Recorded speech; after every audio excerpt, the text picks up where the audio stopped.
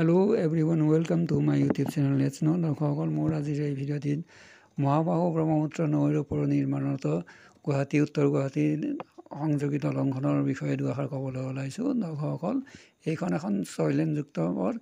ইংৰাজী 2019 চনৰ ফেব্ৰুৱাৰী মাহত ভাৰতৰ প্ৰধানমন্ত্ৰী নৰেন্দ্ৰ মোদী ডাঙৰীয়াই এই দলংখনৰ আধাৰশিলা স্থাপন কৰিছিলে।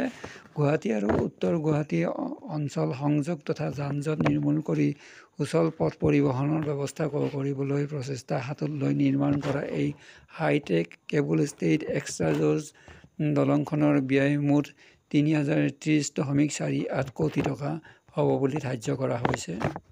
দৰ্শকসকল দলংখনৰ মুঠ দৈৰ্ঘ্য 1240 মিটাৰ আৰু ই নিউ ডেভেলপমেণ্ট বেংকৰ সাহায্যৰ ওপৰত ভিত্তি কৰি নিৰ্মাণ কৰা হৈছে।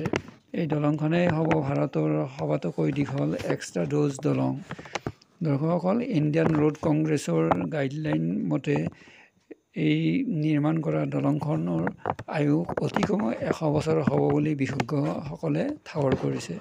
দৰ্শকসকল আছাম ব্ৰিজ প্ৰকল্পৰ অধীনত নিৰ্মাণত এই দলংখন কেইটামান বিশেষ বৈশিষ্ট্য সম্বলিত হৈছে। 1 number bridge health monitoring system, number 2 dynamic lightning system, number 3 vehicular and passenger under bypass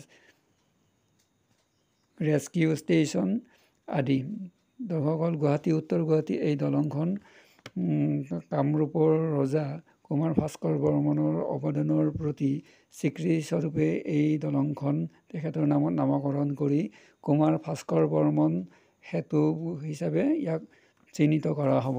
দৰ্শকসকল এতিয়ালৈকে দলঙৰ প্ৰায় 90% নিৰ্মাণ কাম সম্পূৰ্ণ হৈছে আৰু দলংখন অসমৰ উন্নত পথ পৰিবহণৰ পৰিচায়ক হৈ ৰ'ব বুলি আশা কৰিব পাৰি।